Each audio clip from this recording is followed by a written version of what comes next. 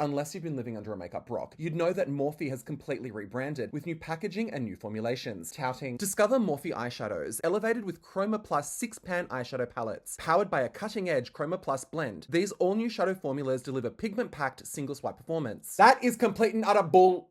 I'm gonna say caca because I'm gonna reserve my swearing for later parts in the video because I'm sure there's a lot more to come. I spent about 30 minutes in Mecca today deciding which palette I was going to buy because they all swatch like absolute trash. In the online images, the swatches are clearly applied using a mixing medium, a primer, or some kind of wet application to really deliver an intensity of color. Now I know swatches aren't necessarily indicative of how a product will perform, but metallics especially will give you an indication of the quality of the product, even though all metallics will obviously apply better when wet. I almost bought all 6 of the palettes online after seeing the swatches, and honestly, I'm really glad I didn't. Now in Morphe's defense, they do claim that the molten? What? See, too many big words again. Ultra-reflective molten metals are, and I'm going to read this so I get it right, formula flexing to apply dry for a luminous glow or wet for a molten-like shine, which is pretty much how all metallics apply. Note, this is how brands try and pull the wool over your eyes. And when shopping, a little bit of basic makeup knowledge is always going to benefit you as a consumer. Rich Glitch does swipe the best, and that really isn't saying much. And I ultimately settled on this palette out of the 6 because it seemed to be a dupe of a few higher-end brands, with comparisons coming up. Now, a little bit more about the recent changes at Morphe. In a very dodgy move that they barely advertised,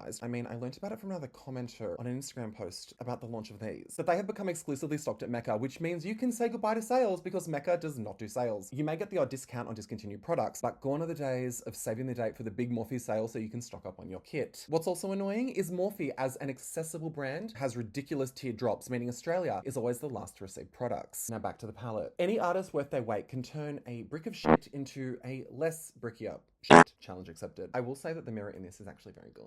To be fair, I am using a primer as that's what I would do with any shadow. The mattes perform fine, if not a little dry, and to really get any impact out of the metallics or depth out of the mattes, you need to wet the product first. This is good for beginners, to be fair, but may be annoying to seasoned artists who just want to get the product on and go. Now to the comparisons. The first thing that struck me is how similar this is to the Pat McGrath Divine Rose palette, with Morphe on the top and Pat McGrath's corresponding shades beneath it. Pat blocked me on TikTok and Instagram, by the way. If you want to know more about it, let me know. And I absolutely swatched these over a wet hand so they could perform in a similar way. This last shade here though is from Mothership 1, Pat's famously cool, not pink, palette. Other comparisons include the Victoria Beckham Lid Luster in Mink, and the second being the shimmer shade in the Victoria colorway of the Eye Wardrobe, also by Victoria Beckham Beauty, and the last being Hypnotizing Pop Shots in Smoky Quartz by Charlotte Tilbury. So is it worth it? Honestly, if you want a small palette that's light for travel and you're willing to put in a lot of extra work, then sure. This took me a lot longer to apply than any other shadows I own because I had to build it up more and more. More than half of the line is single-use palettes and need to be teamed with a supplementary palette to create more than one look. I'd honestly spend $10 more to get one of their larger palettes so you can get double the amount of shades and therefore create a lot more looks. Let me know if you've had a try of any of these and let me know how it worked out for you. And see you next time.